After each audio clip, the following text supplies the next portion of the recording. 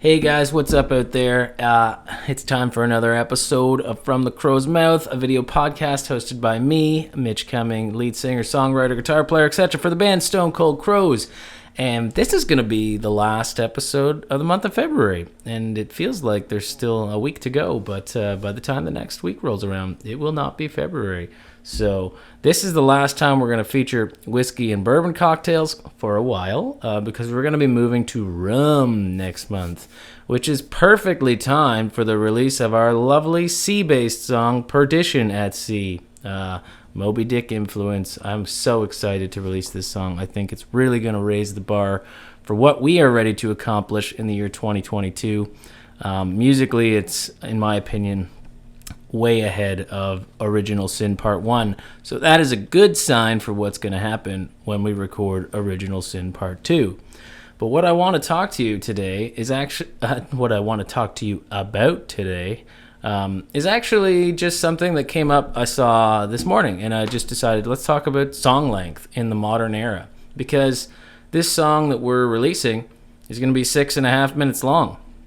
And those kind of songs don't really do so well anymore, and we had a lot of long songs on our first album, so we're going to talk about that. But first, I have to show you how to make this beauty. This is a Boston Sour, a whiskey sour, but Boston style, and there is a difference, and you probably are going to learn something you didn't know today about that, and I'll explain that in the bar part of the podcast. So let's make a Boston Sour and sip on it, and then talk about the modern day dilemma of song length.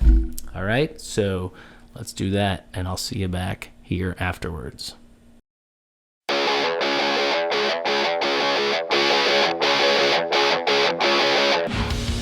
Hey guys, what's up? Mitch Cumming here of the band Stone Cold Crows, and it's time for another rock and roll bartender segment of my video podcast, From the Crow's Mouth. Now, if you've been following the podcast, you know we got some new music coming out, but you know that February I've been showing you how to make rye or bourbon-based drinks, and today will be the last one before we move to rum in the month of March. So without further ado, today I'm going to show you how to make a classic riff on a whiskey sour, the Boston Sour. Now, what's a Boston Sour? Anytime you have a whiskey sour that uses egg whites, you're actually drinking a Boston Sour. Now, what egg whites do is they give it that frothy creaminess to it that you wouldn't find in a normal whiskey sour, or traditionally in a New York sour, which I also show you how to make. So whenever you go to a bar and you order a whiskey sour, if it's a good one, it's probably a Boston Sour, and hopefully it's not one of those pre-mixed, lime-mixed, bright green whiskey sours. Those aren't real, so hopefully you're not getting that. But I'm going to show you how to make one real easy, real effectively, and they taste fantastic. So, what you're going to need, you're going to need rye or bourbon. Now, I personally like my whiskey sours with bourbon. I like the tang, so we're going to keep using Maker's Mark like I did last week. You're going to need lemon juice. As always, freshly squeezed is better, but for convenience in the space that I have here, we're going to use the bottled store-bought stuff. You're going to need simple syrup. You're going to need our good friend Angostura bitters, or another type of bitters. Feel free to experiment. Honestly, there's so many types of bitters out there that add complete different flavors, so pick something you like. You're going to want egg white. Now, you can use raw egg white if you want. Personally, I like to use the pasteurized stuff. It's easier, and, well, I don't even like eggs, so I don't have eggs on hand. But I do have that. A lemon for garnish, which is optional. Otherwise, you're going to need either a rocks glass or a sour glass. Most of the time you order these at a bar, you will get them in a rocks glass, but I like to go classic, so I'm using a sour glass. Otherwise, you're going to need some ice, and you're going to need a shaker with the ability to strain. So, that's it. Let us begin. We're going to start here with 2 ounces of our rye or bourbon, and this is going to be bourbon. Now notice that I'm not putting any ice into this shaker here, because the first step when we do shake is going to be what is known as a dry shake. Now, a dry shake is just a shake without ice, but with egg whites, most of the time you do that, you're going to want a dry shake, because what it does is it emulsifies the egg white, and so what that does is actually creates a frothier effect. Now, emulsify basically means it's kind of like oil and water, The one will sit on top of the other when the liquids mix. It's just more effective, so do that. We're going to want an ounce of lemon juice. There we go. Nice and sour. If you want to adjust to the size of the glass, you can do 3/4 of an ounce of simple syrup, 3/4 of an ounce of lemon juice. But these glasses are a little bigger, and I like mine a little tart, so an ounce is what I'm going to do. And we'll cut that tartness a little bit with the simple syrup. I really need to get a bigger bar set for these. Some of these drinks have a lot of ingredients, so we will work on that. And last but not least, we're going to do our ounce of egg white. Oops. There we go. And a couple shakes of bitters. You can put them in the drink when you shake, which is what I'm going to do here, or you can shake on top of the drink once you've finished. But I'm going to put it in, make my life easier, and fill the drink with bitters. Okay, so we're going to shake. Now, wow, make sure you hold the cap. So we're going to shake that up and give it a few, good 30 seconds at least. That's kind of boring to watch, but really, and if you ever have a Ramos Gin Fizz, that drink takes minutes and minutes to shake, but the result is ridiculous. So the longer you shake, the frothier it gets, the better it tastes. That's probably good enough. The dry shake, now I will add ice. And we will shake again.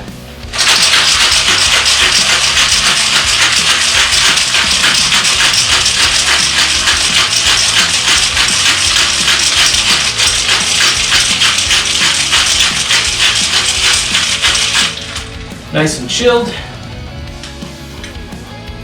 And look at that come out. Oh my God, yeah, look at that. One tasty looking whiskey sour. You can see, sort of, I don't know what the camera angle is showing right now, but you can see that little layer on the top of just pure froth.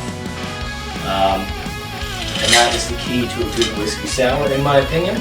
Obviously, also the choice of whiskey.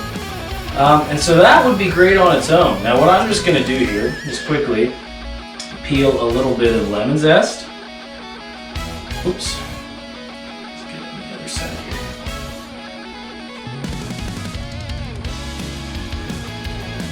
For garnish purposes, because if I was serving this to somebody at a bar, you want to make it look pretty. So when you get your lemon zest here, to get a perfect twist, just wrap it around a layering spoon. And turn. And there you go. And you can just drop that in the center of the drink or on the side, your choice. Anyways, that is a Boston Sour, guys. And we will drink one, and I will talk to you a little bit about the music part of the podcast. So see you there.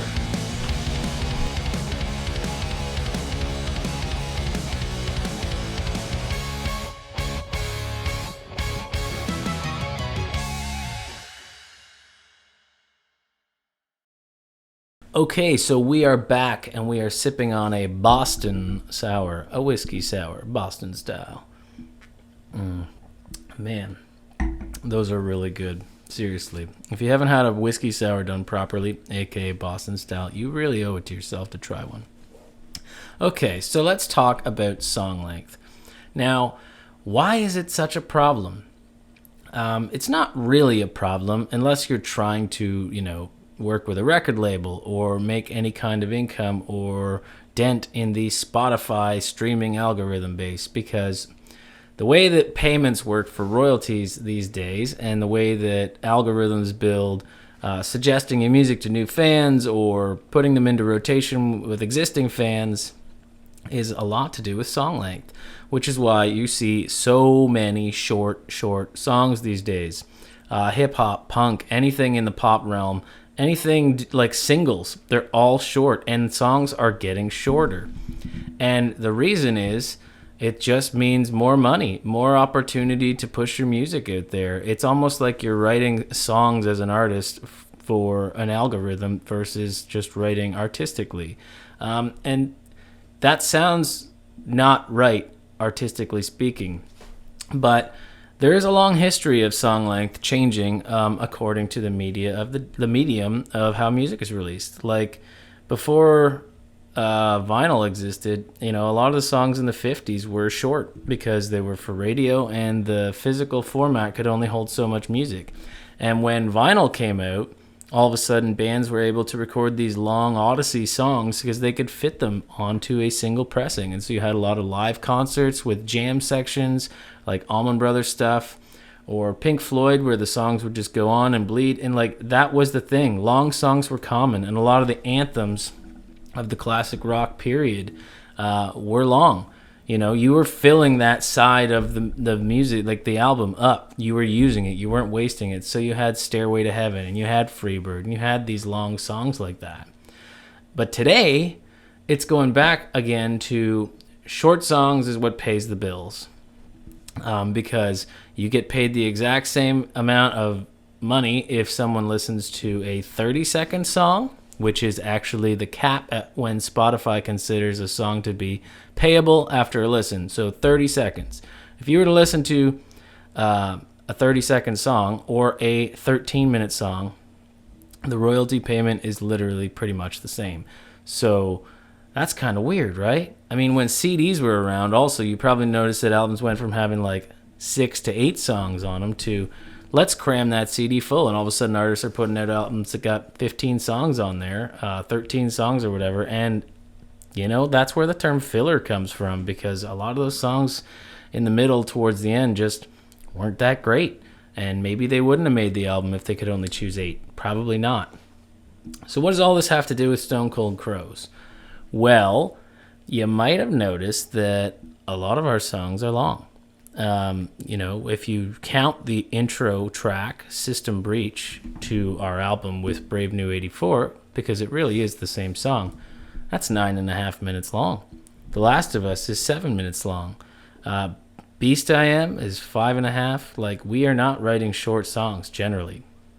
And the new one we're releasing at the end of next week, exclusively to our website, so it doesn't matter what Spotify or Apple or any algorithm does, because we're writing music for the people who like the kind of stuff we do.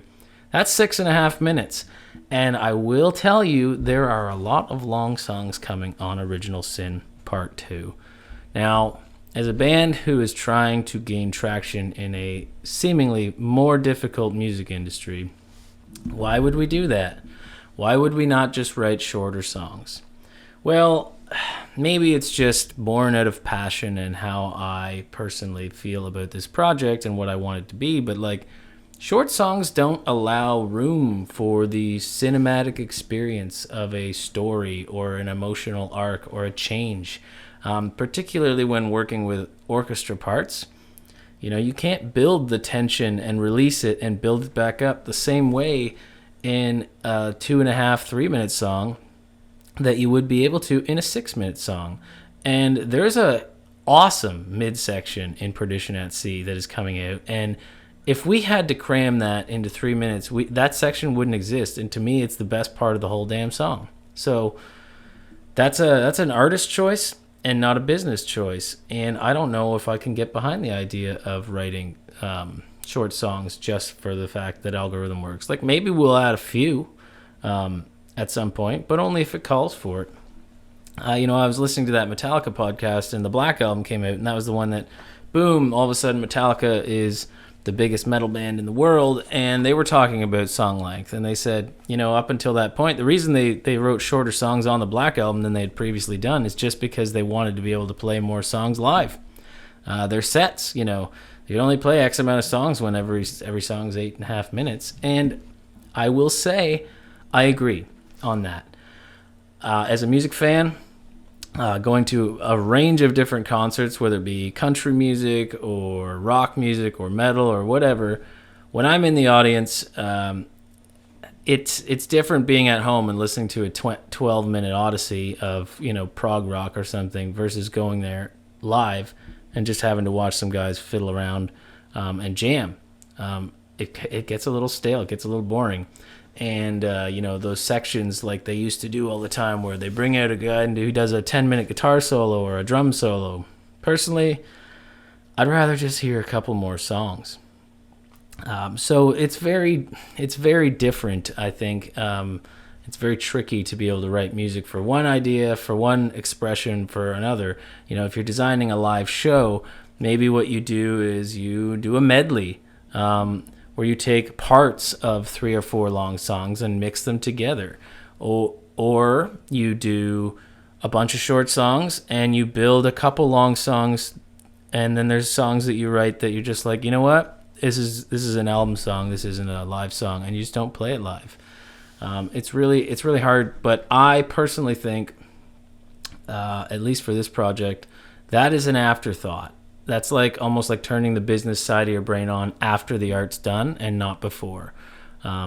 Because I want to make music, and I know Bryson is the same way. But we basically just say fuck the rules. We don't care about the music industries. Well, the chorus has to come in after this part, and it has to be this long, and after 30 seconds in, you better have the first chorus in, and 10 seconds into the song, the vocals better come in, and blah, blah, blah, blah, blah. And there are rules, because trust me, when you speak to some music industry people and they say, here's the formula, and then you turn the radio on and you have a stopwatch in your hand, it's literally formulaic. And it kind of ruins things a little bit. But not us, man. Screw the system, right? I have always wanted to say that. No, it's just it's an artistic choice, and hopefully, if you're watching this, I still haven't built the audience that I'm hoping for, but long after these are recorded, they're still going to be on the internet. So anybody interested coming back and watching this, I hope you can say, hey, these guys stuck to their guns, because this is a project that we really believe in, and Original Sin Part 2 is going to be epic. And if you don't believe me, hopefully when Perdition at Sea comes out next Friday, you will throw a couple of bucks our way or place a merch order, and we hope to be able to just give the song to anybody who orders merch anyway, because we got some new merch coming out too. And that's going to be that. And hope you like it, and it's a taste of things to come. So I'm going to keep this episode short this week. I just wanted to a short episode on a long song week rant, but I'm just really excited to release this new song, and I hope that you guys really like it, and I can't wait to talk to you one more time before it comes out and go over some new stuff. But until next week, which we will be doing some rum stuff, remember guys, dare to be different. Like I just said, dare to be different and create cool shit. And we will see you next week on the podcast.